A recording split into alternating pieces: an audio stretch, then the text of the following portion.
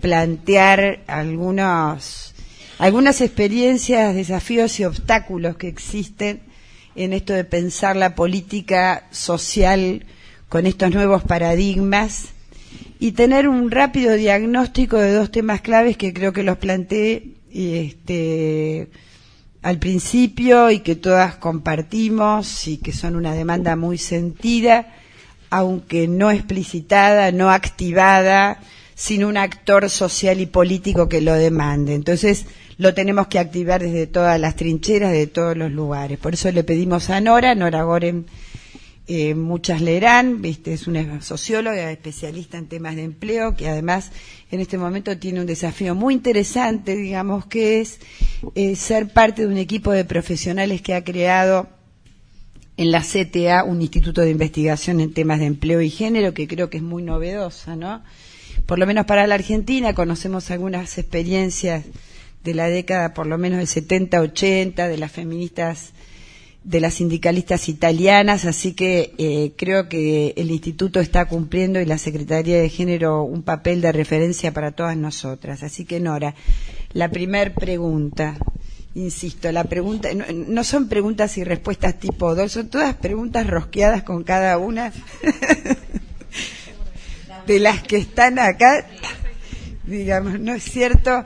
Pero no se trata como de un concurso de preguntas y respuestas, sino de un diálogo donde verdaderamente queremos extraer, digamos, lo más rico de las experiencias que hoy se van a presentar, que en muchos casos son experiencias consolidadas como son la de Morón, experiencias nuevas como son las de Almirante Brown, más nuevas todavía como son las de San Martín, y cada uno de los que participan en esta mesa tiene detrás una enorme trayectoria, mucho pensamiento y muchos desafíos por delante. Así que, Nora, yo te voy a pedir que muy brevemente nos puedas hacer un diagnóstico sobre mercado de trabajo, pobreza y género. ¿Sí? Y gracias. Buenas tardes a todas y a los caballeros presentes. Me adhiero a lo de Leonor. Yo sinceramente utilizo el género de la mayoría presente y es habitual y me parece una práctica bien interesante. E incorporamos a los varones para que no se sientan discriminados en esta primera etapa. Antes que nada quiero agradecer a Virginia por la invitación. Realmente cuando me convocan para hablar sobre mercado de trabajo, en algún punto siempre digo, me toca la parte más tediosa, porque es donde señalar la mayor cantidad de persistencias en cuanto a los no cambios existentes en pautas de acción y de comportamiento en el mercado de trabajo. Podemos decir que los datos duros nos muestran tosudamente y obstinadamente, decimos los datos para no dar cuenta de todas las acciones y tolerancias y miradas al costado que tenemos a la hora de pensar en una construcción de un espacio más equitativo desde la perspectiva de género, hablando más específicamente en cuanto a los cambios que hacen a la división sexual del trabajo. ¿Por qué digo esto? Porque si miramos los grandes avances que ha habido en las últimas décadas en cuanto a reducción de distintos indicadores sociolaborales, como disminución del desempleo, de la desocupación, de la baja del no registro, han sido muy significativos. Pero cuando miramos qué ha pasado en las brechas entre varones y mujeres, seguimos observando que están los territorios femeninos y los territorios masculinos. Las mujeres se siguen insertando mayoritariamente en sectores de servicio doméstico, enseñanza, servicios, los varones en la construcción, la industria. Pero, ¿en qué se traduce todo esto? Estos son espacios en que si lo miramos desde los ingresos percibidos, veremos significativas brechas salariales. Por ejemplo, si miramos las ramas de actividad a que acceden los sectores de menores ingresos, los sectores que viven en situación de pobreza, podríamos ubicar por un lado el servicio doméstico y por el otro lado la construcción. Cuando miramos la brecha salarial entre un sector y otro, vemos que es prácticamente del 50%. El salario promedio de la construcción es de 2.100 pesos, estamos hablando de promedio. Y el del servicio doméstico es de 1.000 y pico. ¿Sí? Pero ¿qué pasa? Cuando miramos el salario horario, ganan prácticamente lo mismo. Ergo, se traduce en que las mujeres trabajan mucho menor cantidad de horas. Las mujeres están prácticamente el 50% de las mujeres están subocupadas, lo cual en el caso de los varones se reduce a un 16%. Estamos hablando de los sectores de pobreza. 16 y 48%, lo cual nos está hablando de distintas cuestiones que van a estar muy vinculadas a lo que Leonor después va a hablar seguramente, que son las posibilidades de contar con espacio de cuidado infantil.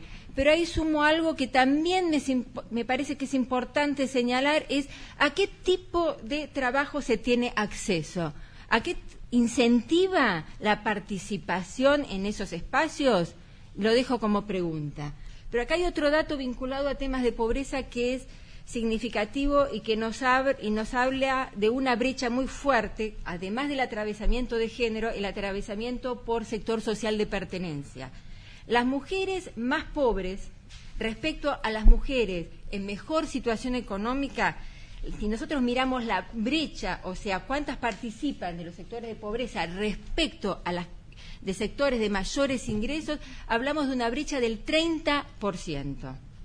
Esa brecha se reduce a un 10% en el caso de los varones, lo cual nos está hablando de la dificultad de las mujeres de participar en el mercado de trabajo, las mujeres que viven en situación de mayores necesidades. E insisto, tenemos que pensar acá fuertemente en aspectos vinculados a temas de cuidado, pero también a ofertas laborales a las cuales acceden, porque si no nos quedamos enquistados en que no es lo mismo la posibilidad de construcción, de crecimiento, de pensar una trayectoria en espacios de la construcción como en espacios del servicio doméstico. Hay algo que es interesante, que lo podemos leer en doble vía.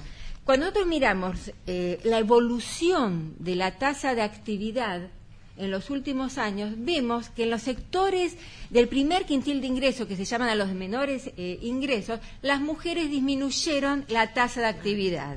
Las mujeres decidieron salir en menor medida a buscar trabajo. Eso está seguramente asociado a la asignación universal por hijo. Ahí podemos decir, bueno, entonces la asignación universal la saca del mercado de trabajo. Yo diría todo lo contrario. Tienen la posibilidad de elegir si quieren acceder al mercado de trabajo, a las posibilidades que realmente se les está ofertando. Y como hay otros casos, y sí, una investigación que tuve la oportunidad de hacer, hay muchas mujeres beneficiarias de la asignación universal por hijo que están participando y que han ingresado a universidades del conurbano bonaerense, como en el caso de Florencio Varela. Digamos, pueden tomar otro tipo de decisiones. Entonces, quizás esta es la parte un poco más, que genera más alicientes. Toda esta matriz que se está construyendo con flujos diferentes y articulación de distintas políticas que dan otras posibilidades, que quizás si lo miramos desde cómo se van construyendo las ocupaciones y los territorios, nos habilita a verlo desde otro lugar. Pero sí, para cerrar, invito a que no dejemos de lado estos datos tosudos, obstinados, como que fuera algo natural y que suceden de esta manera, sino tratar de interpelarlos y llevar acciones también para modificar y no como acostumbrarnos que sucedan de esta manera. Porque en algún punto en los temas vinculados al mercado de trabajo como que hay cierta indiferencia en cuanto a temas de género y por algo también los datos persisten y a veces uno dice, decimos lo mismo, otra vez lo mismo, pero sí hay que insistir, seguimos diciendo lo mismo, porque no hay cambios en las brechas hace muchos años. Digamos, ¿cómo imaginás vos que se pueda ir construyendo una agenda política, digamos, en relación al tema de los cuidados? Eso te quería preguntar.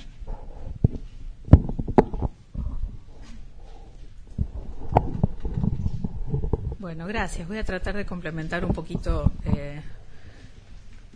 algo que señaló Nora, claro, con los datos que son realmente complementarios, vistos desde la perspectiva del cuidado.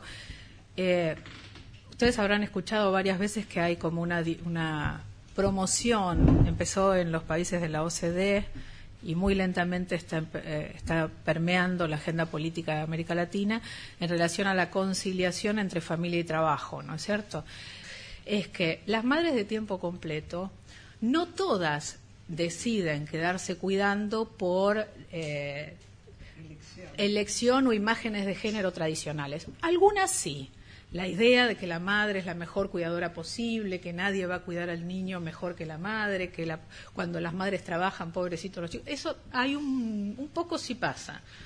Pero hay otra parte muy importante que tiene que ver con un trade-off, con una evaluación económica de cuánto le costaría a esa familia externalizar el cuidado de los niños vis a vis lo que obtendría mediante estos trabajos más precarios para las mujeres pobres, como bien señaló Nora.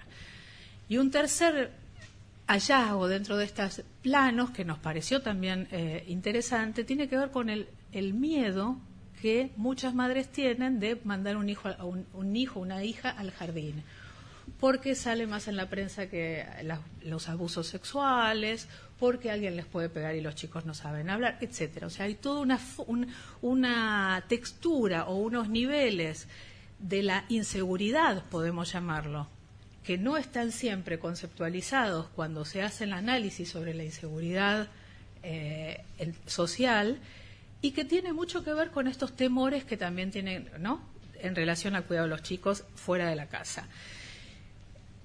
En cuanto al tema del cuidado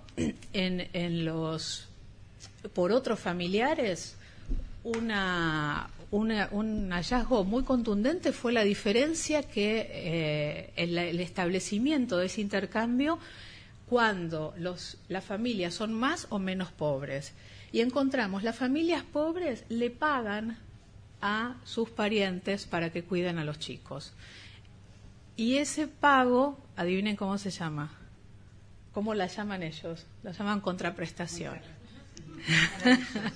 Entonces, como una especie de la lógica de las políticas sociales de la última década interviniendo en la cultura familiar antes eran las redes de solidaridad, etcétera. Bueno, ahora ya es como un intercambio también con un pequeño monto, pero un reconocimiento de que la otra persona cuando se queda cuidando está haciendo un trabajo, ¿no es cierto?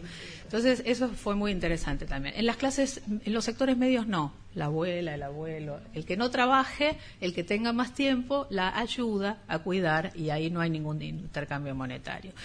El tema de los jardines es definitivamente un tema muy central y que muestra formas y procesos muy distintos en los dos barrios, porque depende claramente de la oferta pública que existe en uno y en otro barrio. La Boca, que fue el barrio de la Ciudad de Buenos Aires, tiene una oferta mucho más densa que el Barrufaldi. Barrufaldi es un barrio muy pequeño, pero tiene solo 2 jardines a partir de los 3 años y de medio tiempo, con lo cual, aunque las mujeres lo utilizan un poquito como una estrategia de conciliación de sus responsabilidades de trabajo y las familiares, no siempre están percibidos de esa manera y no hay esa demanda activa que encontramos en la Boca por tener una vacante. En Barrufaldi esa demanda no existía. Y un poco, eran también en Barrufaldi donde había más maternalización del cuidado. Estas madres de tiempo completo eran mucho más presentes en las familias o en los hogares del barrio de Barrufaldi, que tienen mucha más precariedad social y estructural que en la Boca. Pero ahí lo que resultó como bien interesante es la idea de que realmente es la oferta la que tracciona la demanda. Cuando no hay oferta pública de jardines, hay también es difícil armar una cosmovisión, por decirlo de alguna manera, que suponga o que habilite a las mujeres suponer que ellas pueden acceder a una vacante. Entonces, en la Boca había un jardín público de 45 días, de 5 años, doble tiempo, etcétera, pero estaba ese jardín. Las listas de espera eran inmensas. Y bueno, ahí en el capítulo recorro como con las mujeres todos los intrincados caminos para lograr una vacante, ¿no? pero existía la posibilidad, entonces se peleaba por ese cupo. En la Barrufaldi no. Y bueno, y el cuarto obviamente tiene que ver con esta diferenciación social muy grande, que de hecho es lo que nos ha permitido también a muchas mujeres de clase media, que somos mamás, trabajar a lo largo de nuestra vida, y que es que cuando los servicios, o sea, cuando no se accede a un servicio público de calidad, doble tiempo, etcétera, etcétera, el cuidado se mercantiliza. Y ahí es donde las desigualdades de género imbrican muy fuertemente con las desigualdades sociales. Entonces, el panorama general nos da que cuanto más pobres eran las familias, más se familiarizaba y maternalizaba el cuidado. Y a medida que se iba escalonando en posibilidades económicas o de recursos simbólicos para exigir una vacante cuando había oferta o oferta pública, por ejemplo, se iba pasando por el acceso a servicios públicos, y la primera instancia en la clase media y una última instancia en sectores populares un poquito más acomodados, la mercantilización del cuidado. Entonces tenemos un abanico importante de estrategias claramente cortados por clase, y donde la oferta de los servicios públicos realmente interviene de manera absolutamente definitoria en estas estrategias de conciliación. Bueno, yo ahora le voy a pedir a Delia Sanlungo. Hoy Delia es secretaria flamante de Salud y Desarrollo Social. Ella tiene, digamos, una historia dentro del municipio de Morón muy interesante, porque Morón, todos sabemos que desde que ganó Martín Sabatella hizo el tema de género un tema central, y Delia fue directora de género, de políticas de género durante 2 periodos.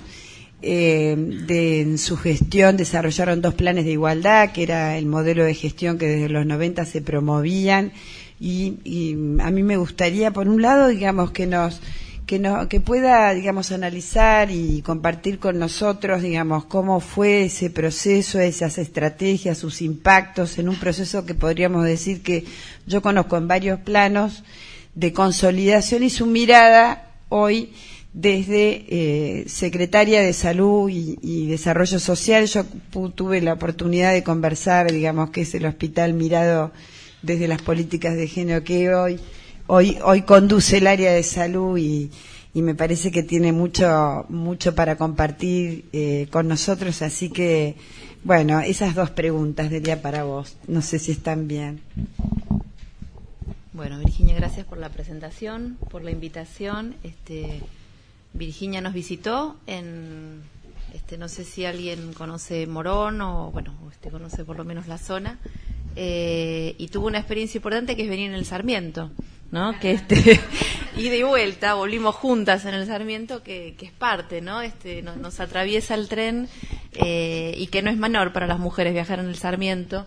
Hablando de los cuidados y el empleo, es toda una decisión para una mujer, no viajar a las 8 de la mañana, ir a estudiar, volver de estudiar a las 11 de la noche y tomarte el Sarmiento, que a veces es el último antes de tiempo y quedaste varada en 11 o donde tengas que tomarlo. Así que yo voy a tratar de ser lo más breve posible.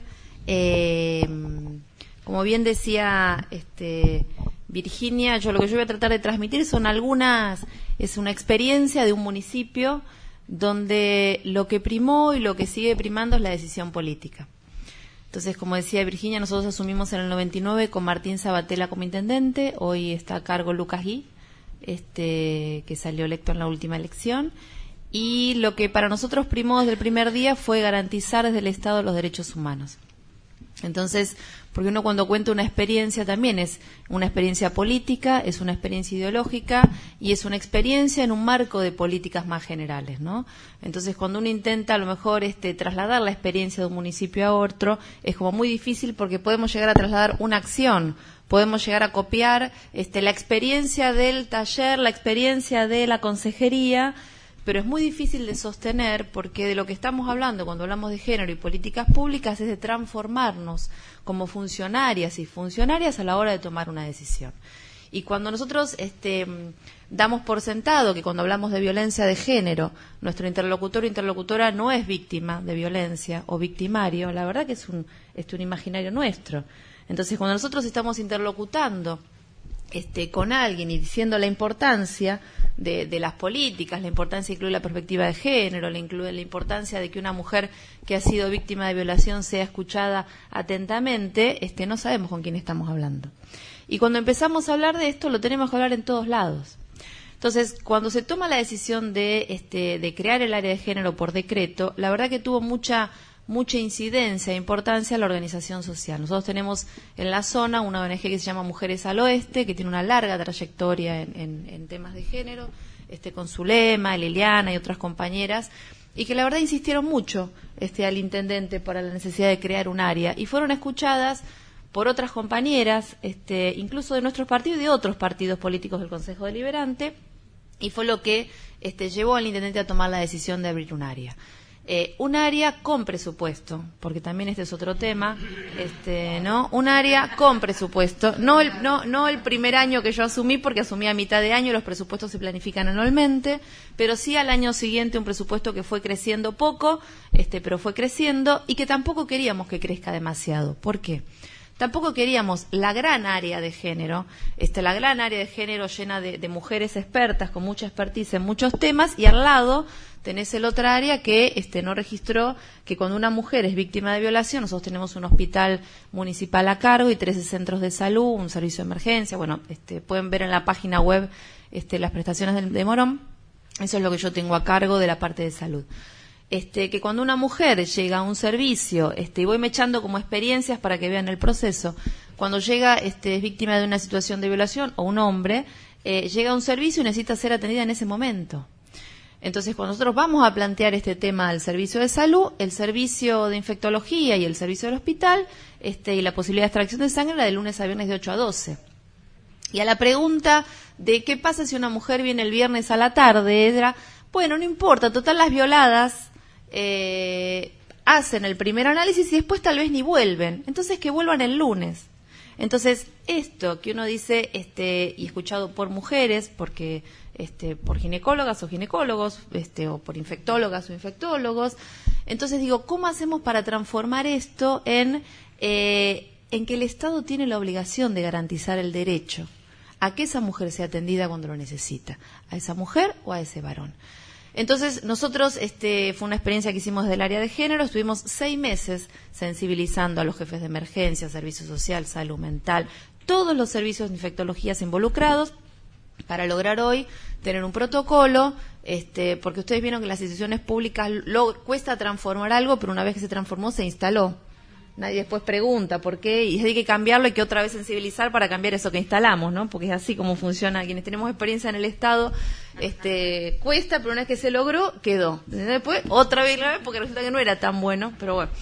Entonces, pero por suerte existe esto en el Estado y existe esto en las decisiones políticas, que son las grietas que hay en las instituciones para ir transformándonos en este proceso.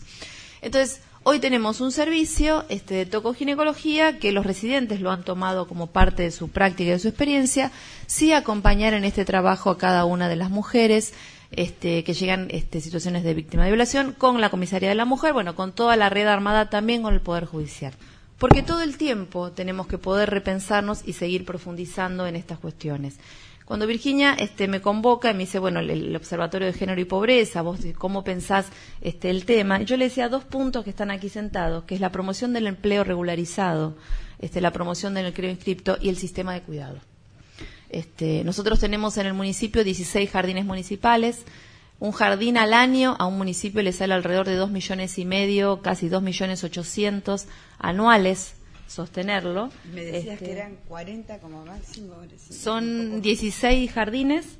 No, pero de cada jardín, ¿cuántos chicos? Porque me quedé y depende, claro, porque los maternales son 6 niños y niñas hasta primer año, o sea que depende, tenés 30 niños, depende de los jardines, si son de jornada completa.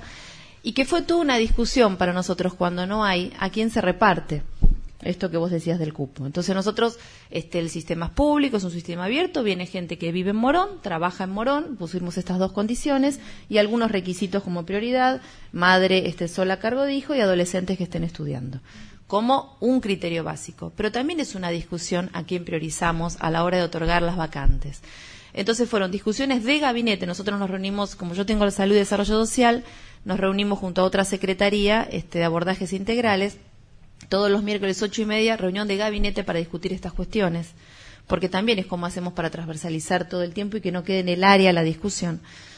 Entonces la discusión era, ¿cómo hacemos con este otorgamiento de vacantes? Hacemos un jardín para los más pobres, porque también, como los jardines son de calidad, todo el mundo quiere ir, y está bien que en el Estado genere la posibilidad que se crucen todos los que quieran ir a ese jardín. Entonces hicimos sorteo 2 años. Digo, todas estas discusiones cuando no hay, porque nosotros sí estamos, Virginia me decía, bueno, ¿cuál es la relación con la provincia y la nación? La verdad que lo que nosotros queremos hacer es, si tenemos que absorber algo, absorber desde el maternal hasta los 3 años, pero la realidad es que estamos absorbiendo hasta 5 años jornada completa. Entonces también la demanda, porque la provincia lo que hay es muy poco de jornada completa y la mayoría de jornada simple. Entonces digo, todos estos vericuetos que yo cuento, porque nosotros tenemos que gestionar con un presupuesto. Nuestro presupuesto es de 550 mil millones de pesos, 550 millones de pesos, de los cuales educación se lleva casi el 10%, 50 millones. Salud se lleva el porcentaje más grande, como siempre, en realidad no salud sino la enfermedad. Se nos lleva el hospital, se nos lleva el porcentaje más alto, y atención primaria un porcentaje muchísimo menor. Entonces, nosotros con estas estrategias lo que hicimos fue, con la comunidad, cortame cuando te parezca, con la comunidad la estrategia que hicimos, porque también hubo que instalar en la comunidad, porque es importante que las mujeres participen, porque es importante que las mujeres digan lo que les pasa. Nosotros tenemos muchos espacios de participación en Morón, presupuestos participativos, consejos consultivos para adultos mayores, para necesidades especiales, y creamos el Consejo Municipal de Mujeres, que participa cualquier mujer de la comunidad, donde el intendente convoca a esas mujeres, desde su experiencia, a aconsejar al municipio sobre cuáles son las necesidades específicas de las mujeres. Hicimos un diagnóstico y ese diagnóstico es lo que conforma el Plan de Igualdad de Oportunidades. Sobre esos diagnósticos que las mujeres nos dijeron lo que necesitaban, fue donde el intendente convoca a las áreas a pensar estrategias para dar respuestas a esos problemas planteados por las mujeres. Esto fue el primer Plan de Igualdad de Oportunidades. Y lo otro que nosotros hicimos, ampliar la licencia de maternidad y paternidad. Al día de hoy, que de hecho retorné de mi licencia hace 2 semanas, tenemos una licencia optativa para las mamás de 210 días, empleadas municipales, 1 mes antes y hasta 6 meses después de nacido el bebé o la bebé, y para los papás de 1 mes. Nos ha costado al principio que los papás se la tomen, especialmente los compañeros funcionarios, y al día de hoy tenemos un secretario, el secretario de gobierno, con su licencia de paternidad habiéndose tomado. Entonces digo, es todo un proceso esto, que a veces, ¿no? Que a veces, como decía la secretaria de Salud de San Martín, hoy nosotros contamos con los recursos, contamos con los profesionales, y algo pasa que esos recursos no se encuentran con la necesidad. En relación a salud, solo quería decir 2 cositas, que nosotros estamos desde hace alrededor de 5 años, hoy ya con folletería, que lamentablemente me olvidé de traer folletería, con las consejerías pre y posaborto. Entonces, tuvo una discusión si lo decimos públicamente, si no lo decimos, si lo hacemos, si hacerlo hacíamos. Hoy lo hacemos, hoy tenemos folletería, el nombre, si la consejería es pre y posaborto, las consejerías las llamamos pre y posaborto, pero los folletos es para mujeres en situación de aborto, porque bueno, vamos transitando también, porque bueno, son impactos políticos, porque tenemos que cuidar, por supuesto, nosotros estamos ahí porque nos ha votado la población de Morón, y a veces cuando legislás y gobernás para un sector, otro sector se opone, y es así. Bueno, yo le voy a dar la palabra ahora a María Rosa Martínez. María Rosa es subsecretaria hoy de Derechos Humanos y de Género.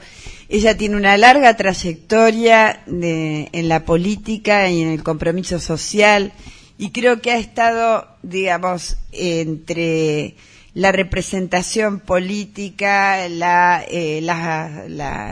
sus funciones como funcionaria y como responsable, digamos, de organizaciones en la sociedad civil, sabe mucho de políticas sociales, ha sido directora de género del Ministerio de Desarrollo Social, y actualmente, y ahí viene la pregunta, me parece interesante, digamos, ¿cuál es la fortaleza, digamos, no es cierto, digamos, y la impronta que le da? En esta etapa han surgido muchas áreas, digamos, en el marco de las políticas de derechos humanos, es decir, derechos humanos y género, derechos humanos e igualdad de oportunidades. Entonces creo que este marco, digamos, puede ser un marco propicio y y nos gustaría que nos comente algunas políticas también que son claves en relación al tema de la pobreza y las desigualdades, que no se tratan en otras agendas, algunas las mencionó Delia. Bueno, ellos han tomado el tema juventud como un tema clave, el tema de violencias, digamos, el tema del trabajo doméstico. Ella tiene una larga historia y experiencia en estos temas, y los temas productivos, me parece, ¿no? Los de la economía social. No sé si pudieras hacer una rápida reflexión.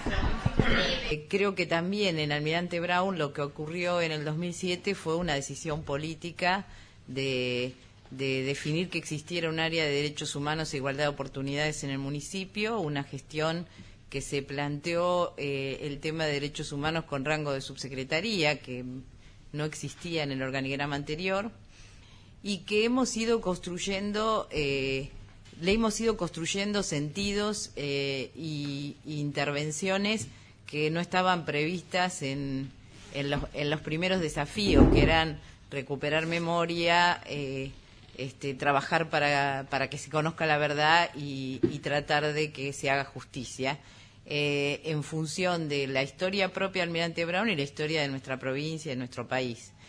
La agenda de los jóvenes y de las jóvenes más pobres empieza a ser una preocupación fuerte en un municipio donde alrededor del 24% de la población son jóvenes, y de ese 24 alrededor del 60 y pico son pobres, y no acceden al mercado laboral y no acceden a oportunidades de estudio. Cuando nosotros empezamos a identificar jóvenes en los barrios que podían ser parte de algún programa, y en este caso también existe la similitud del Envión en un arranque y hoy hay otros, lo que nos encontrábamos en niveles de escolaridad eran chicos de 16 o de 18 que no habían terminado primaria. La perspectiva era no están en el secundario, no terminaron la primaria. Y el desafío de trabajar con ellos también es una decisión política, porque nosotros creemos que los derechos centralmente son derechos producto de luchas. Casi que no existe la idea del derecho sin una lucha. No se conquista derecho sin lucha. Y nos parece que ahí hay una lucha para dar muy fuerte, y que es con esos jóvenes. No es para ellos, es con ellos. Y es con ellos fuertemente, porque siempre consideramos que si pueden atravesar la barrera de la desigualdad sabiendo por qué y siendo plenamente conscientes de cuáles son las causas de esas desigualdades, estamos convencidos de que son capaces de ser protagonistas de la batalla. Tenemos que empezar en casi todos los casos de un punto mucho más lejano. O sea, no es que podemos arrancar con los jóvenes y las jóvenes haciendo una discusión política histórica. Arrancamos intentando conectarnos, que es bastante complejo, intentando mirarnos y sacar las espinas. Hay muchas capas, espinas, durezas, no solo vinculadas a lo que se pueda consumir, durezas vinculadas a la vida y a la vulneración y a las heridas preexistentes. Así que ahí hay un trabajo largo para atrás.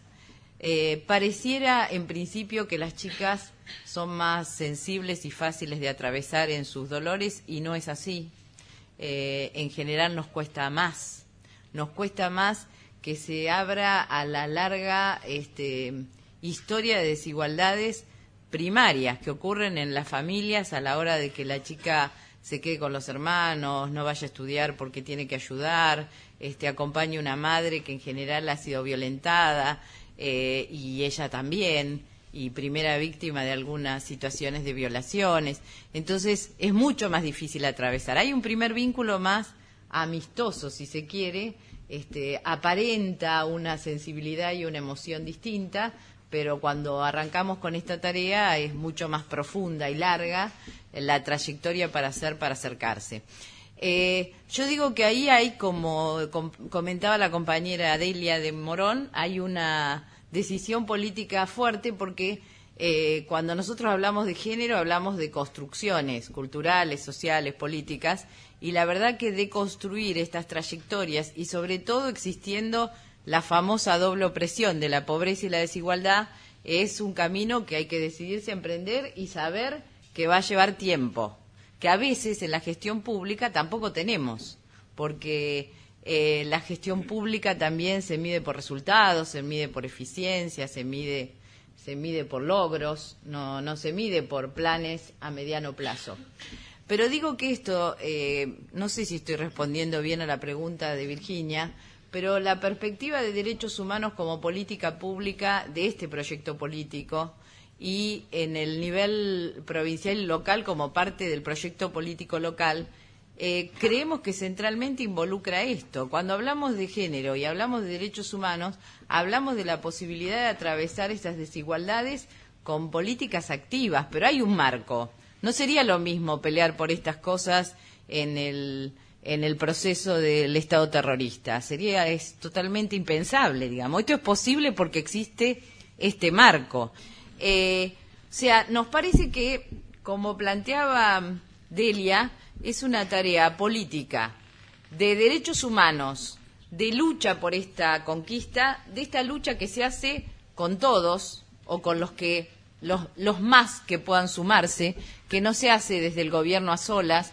Creo que acá también tiene mucho que ver la organización popular, que preexistiendo, como en el caso de Mujeres al Oeste, que también me da envidia tener una Zulema en Almirante, si no preexiste hay que generarla o hay que promoverla, y el Estado también tiene recursos políticos y técnicos y económicos para que esto ocurra, para promoverla y para generarla. Es voluntad política esto, es promover, posibilitar que ocurra y generar un vínculo y un diálogo que le dé sentido a que ocurra la organización popular, porque si creamos organización popular y después no tiene ninguna influencia a la hora de gobernar o de tomar decisiones, la verdad que no tienen sentido. Y me gustaría que vos puedas un poco reflexionar acá con nosotros sobre aquellos desafíos y aquellas visiones con las que llegaron y qué ha pasado este primer año y qué ideas tenés para la etapa de mediano plazo, ¿no es cierto? ¿Te parece bien? Muy bien, gracias.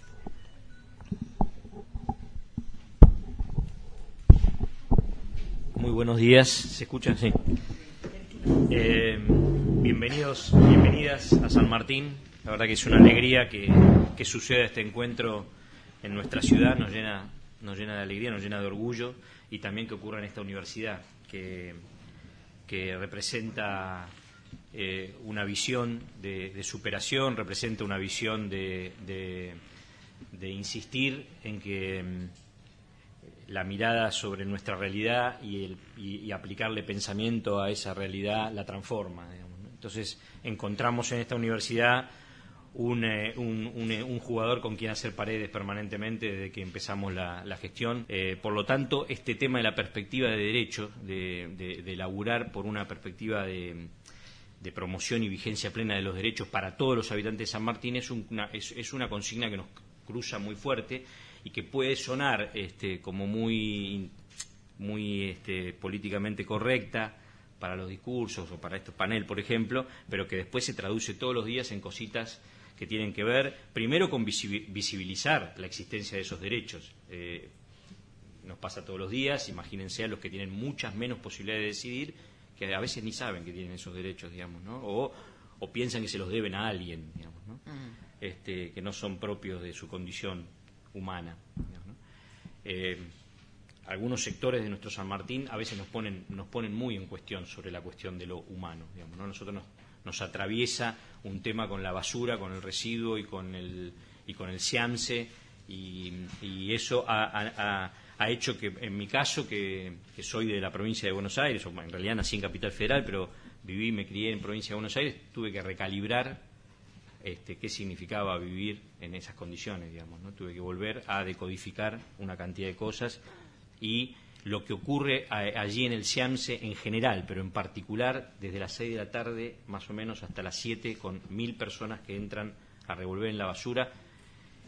Se han hecho de eso informes y se han hecho trabajos acá, inclusive de la universidad, pero significa poder recorrer la miseria y cómo al sistema le sirve la reproducción de esa miseria, digamos, ¿no? Y ahí viene un punto para nosotros muy importante que tiene que ver en la estructuración de cómo nos pensamos para adelante desde el área, en este caso en la nuestra, pero de desarrollo social, pero muy integrado con las demás áreas de gobierno, sobre todo con salud, con obras públicas, porque lo que hay que restituir es ciudadanía. Nosotros nos encontramos con una ciudad partida en varios pedazos y muchos de esos pedazos fuera no están ni en el mapa. Cuando uno mira el mapa está en blanco, parece que no hubiese nadie ahí, viven nada menos que 130.000 personas, ¿no? En lo que es la franja del área Reconquista, desde la Ruta 4 hasta el Camino del Buen Aire.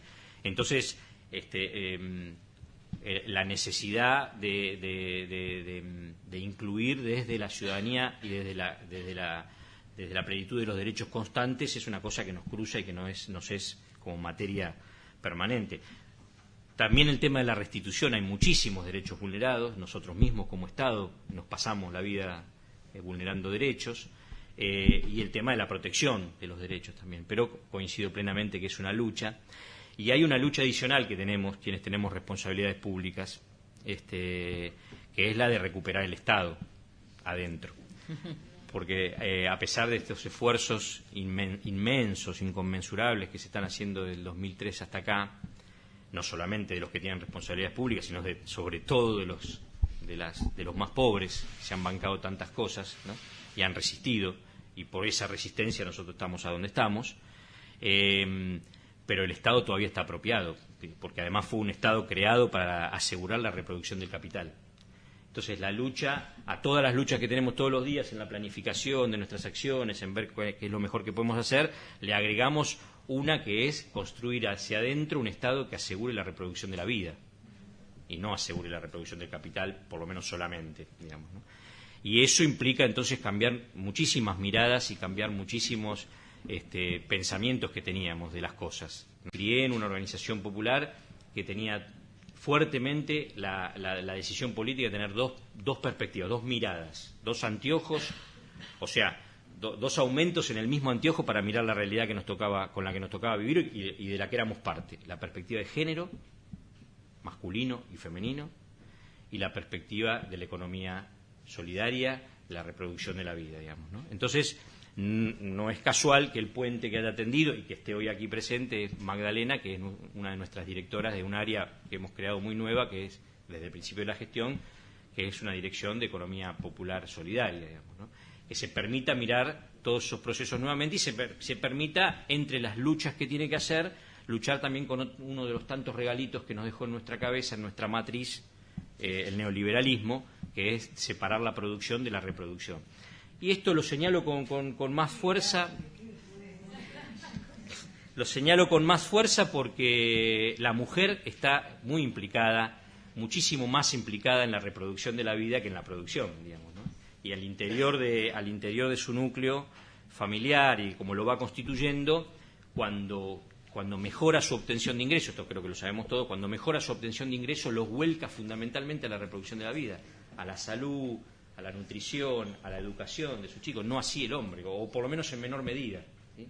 El hombre lo destina a otras cosas también. La mujer fuertemente lo destina. Entonces es un imperativo para nosotros recuperar los niveles de las mujeres en esa capacidad de reproducir la vida y de multiplicarse en la generación de ingresos haciendo lo que le gusta además. Nosotros teníamos una dirección de empleo y ahora se llama de empleo y trabajo autogestivo, porque el empleo digno no lo genera solamente la empresa. La verdad que hemos visto muchas empresas que generan empleo bastante indigno. Nuestra agenda se construye con ideas que tengan que ver con volver a provocar el encuentro, mejorar el encuentro entre la vida cotidiana de todos los días y la vida de la generación de ingresos, digamos, ¿no? Y eso va por el lado de los ámbitos en donde conjuntamente cuidamos a los pibes, en donde conjuntamente podemos reproducir las cuestiones de educación. Nosotros también estaba escuchando, arrancamos con 3 centros fines y en este momento tenemos 26 centros fines, digamos, ¿no? Entonces están empezando a ocurrir un montón de cosas en cada uno de los barrios y en donde las protagonistas realmente, en su gran mayoría, son las mujeres.